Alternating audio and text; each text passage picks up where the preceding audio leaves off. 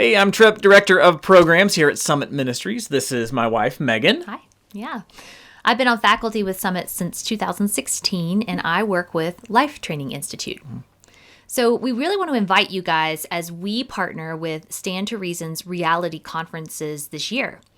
Tripp and I will be speaking alongside of some other amazing speakers, many of whom you know because they're also members of Summit's family, really.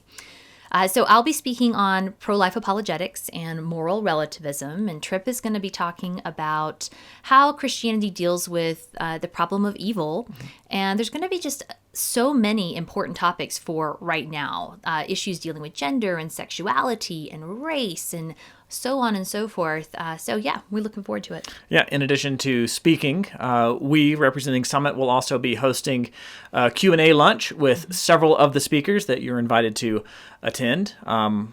We would love to have you there.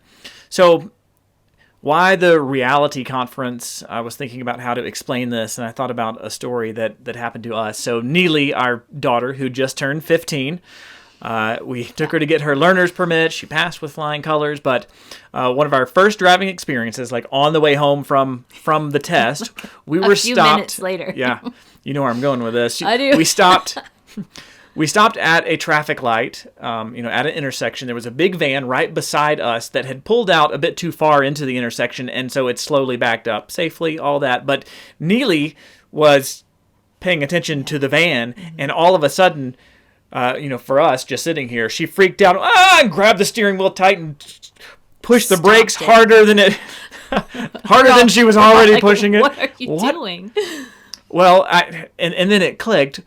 Because she had only seen that van, this thing moving, she thought that we were somehow rolling out into the middle of the intersection. She was disoriented and confused, and in that moment, her feelings about reality did not line up with reality because she was looking at something that was moving. So, and you see kind of where I'm going with this. Sometimes our feelings don't line up with truth, and I think that's part of the problem.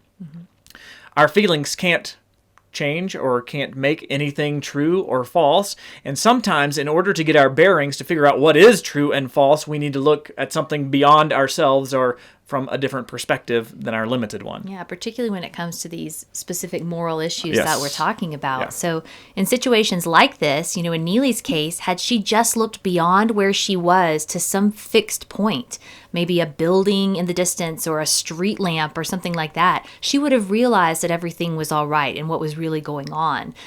We need a fixed point beyond ourselves so that we can be anchored as well. And in fact, that story reminded me of a quote by a philosopher named Blaise Pascal, who a few centuries ago was doing Christian apologetics to a culture not so very different from the one we're in right now. His moment was similar to ours. And here's what he said. When everything is moving at once, nothing appears to be moving as on board of a ship. When everyone is moving toward depravity, no one seems to be moving. But if someone stops, he shows the others up who are rushing on by acting as a fixed point. I love that quote. Yeah, totally. So in the same way that Neely was disoriented, I think that our culture is extremely disoriented. It's confused about all these various topics that we just brought up: gender, sexuality, race, abortion, faith itself even. I think it does so because it denies a fixed point of reference.